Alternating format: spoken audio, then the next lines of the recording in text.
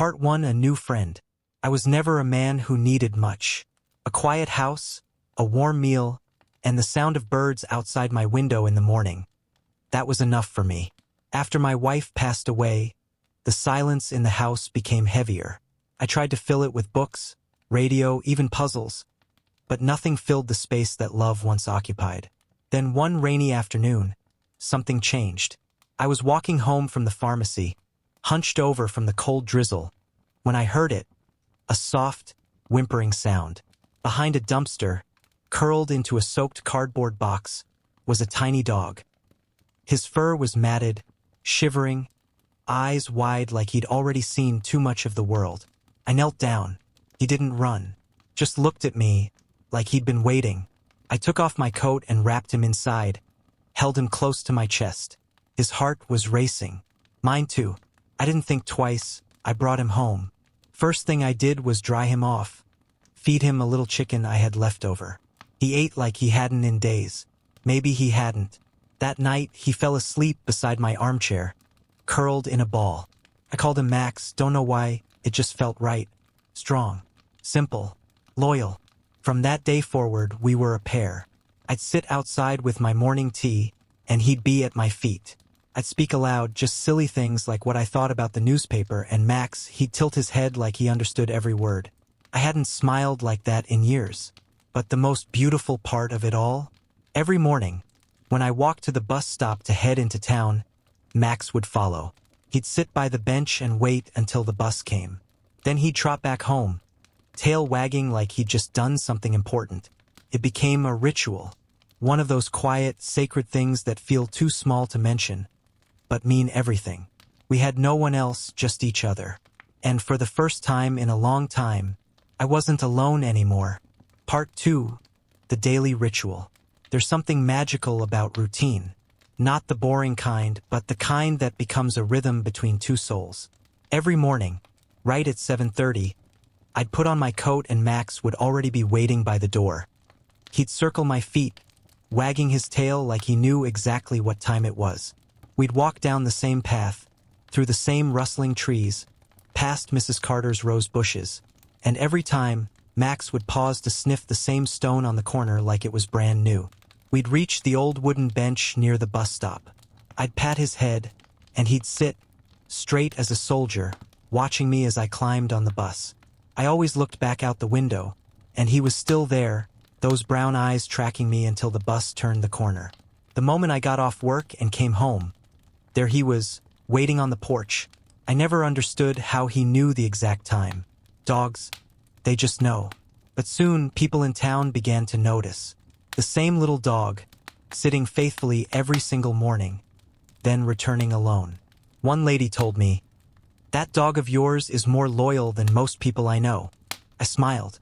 I didn't say anything, but I knew she was right. Some days, when I was out longer than usual, I'd imagine him waiting, confused, ears perked every time a bus pulled up. I hated the thought of him sitting there, hopeful only to see strangers step off. But no matter how late I was, when I came home, there he was. Not a hint of anger, just joy, tail wagging, tongue out, pure love. I started talking to him like he was human, told him about my day, about the strange people I met, about what I missed. He never interrupted, never judged. He just listened. Sometimes I'd sit by the fire, and Max would rest his head on my slipper. I'd run my hand through his fur and feel peace, a kind I hadn't felt since before I lost my wife. One night, I whispered, "You saved me, boy," and I think he understood. That little dog filled a space in my heart I didn't know was still open. He gave me purpose. He gave me someone to come home to, and I gave him the same in return. At least that's what I thought. Part 3: The Wait. It started with a cough. Just one. I brushed it off. I was getting older, maybe caught a little something on the bus, no big deal. But the next week, I was coughing so much I couldn't get through a full sentence. Max noticed first. He followed me closer than usual. Sat by my bed when I napped in the middle of the day, something I never did before. When I finally went to the doctor, it didn't take long. They used the words advanced stage and not much we can do. My world didn't go dark. It just went quiet. I didn't cry. Not right away. I was alone after all. No one left to call. No family nearby. Just me and Max. I looked down at him. He tilted his head like he knew something was wrong. That night, I sat on the porch, Max curled beside me, and I told him, "Looks like I won't be around much longer, buddy." His ears twitched. His eyes, soft and full of something more than instinct, felt like he understood every word. The days got slower. I couldn't walk him like I used to. Some mornings, he'd stand by the door, leash in mouth, and I'd shake my head. His tail would drop, but he never pushed. Instead, he started going on his own. Down the path, past the rose bushes, to the bench by the bus stop. He'd sit, alone, waiting. The neighbors saw him there. Some thought he was lost. Others knew better. Then came the morning I couldn't get out of bed. I remember Max licking my hand, gently, staying close, breathing steady, like he wanted me to stay awake. The ambulance came later that day. I don't remember much. Only the flashing lights, the worried voice of a nurse, and Max barking, sharp and panicked. They told me I'd be in the hospital for a while. My lungs were weak.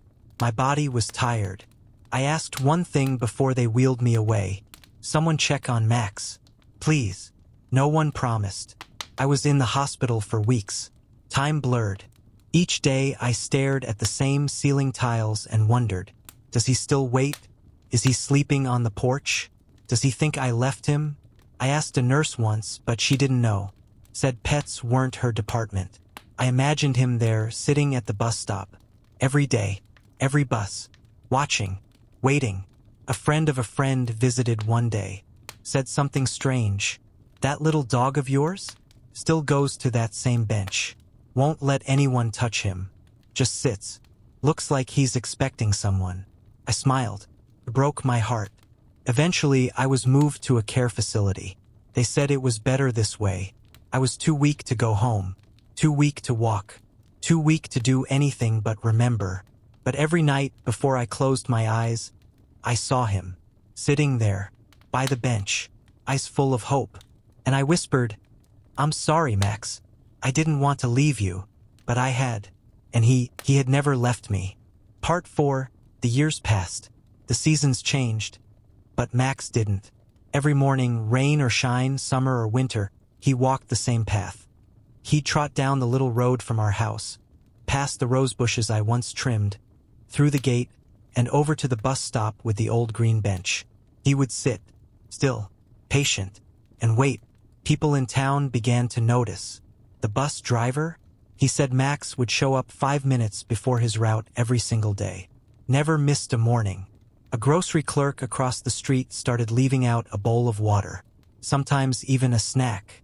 But Max wouldn't eat until the last bus had come and gone, as if he was holding on to one last bit of hope, that maybe today I'd step off that bus and say his name. But I never did.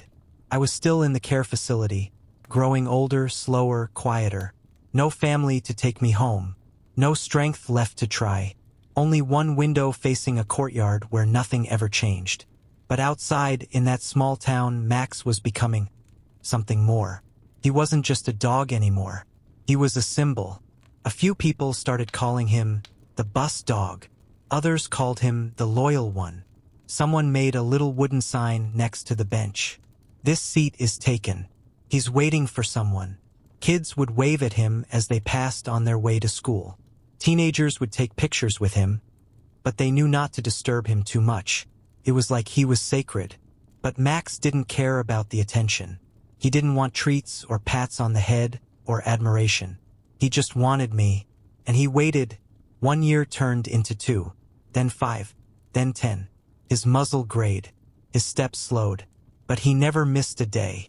People offered to adopt him, to bring him into their homes, but Max refused. Every time someone tried, he'd escape, slip through gates, under fences, always finding his way back to that same bench. He wasn't looking for a new home. He was waiting for his person, and that person was gone. One cold morning, a heavy snow fell on the town. The streets were quiet, the sky a pale gray, and there, as always, was Max, curled at the edge of the bench. He didn't lift his head when the bus arrived. He didn't bark. He just laid there, eyes half closed, waiting.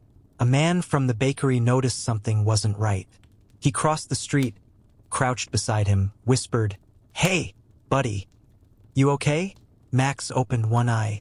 His tail moved just a little, but he didn't get up.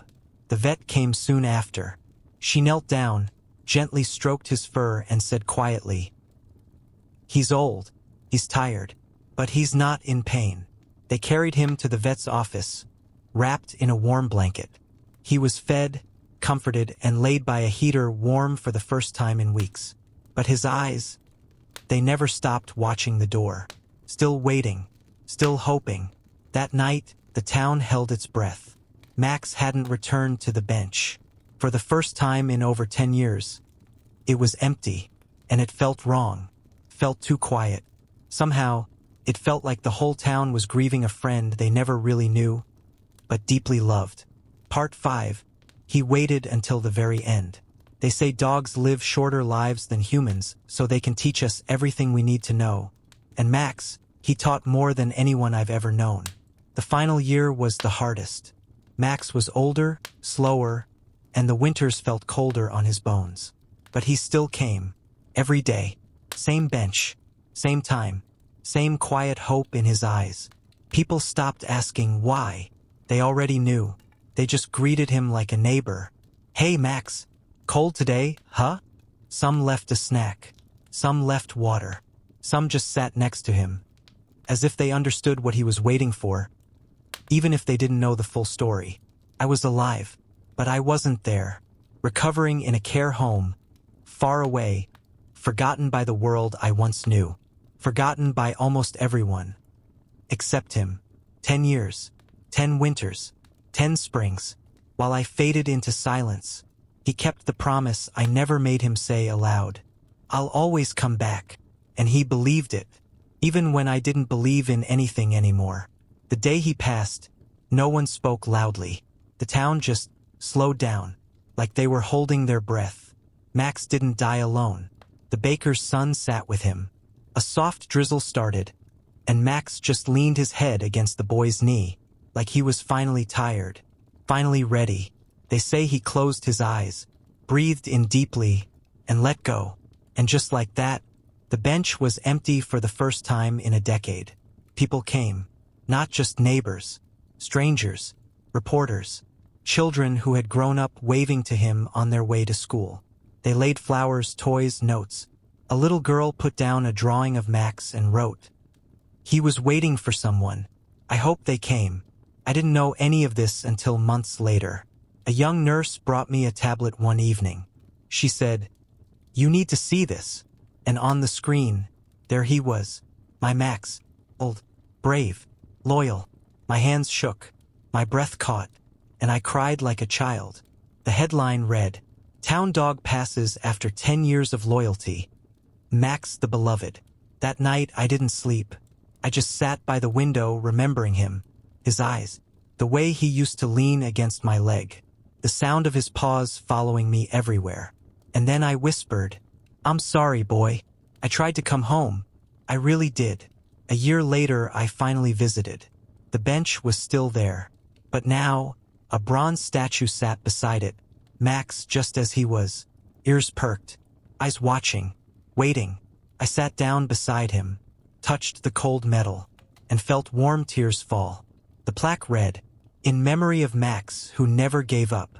I talk to him sometimes, out loud. People might think I'm crazy, but I don't care, because loyalty like that, it doesn't die. It lives on, in statues, in memories, in the hearts of those who understand that sometimes the purest kind of love doesn't come from people, comes on 4 legs with a tail and eyes that never stop looking for you.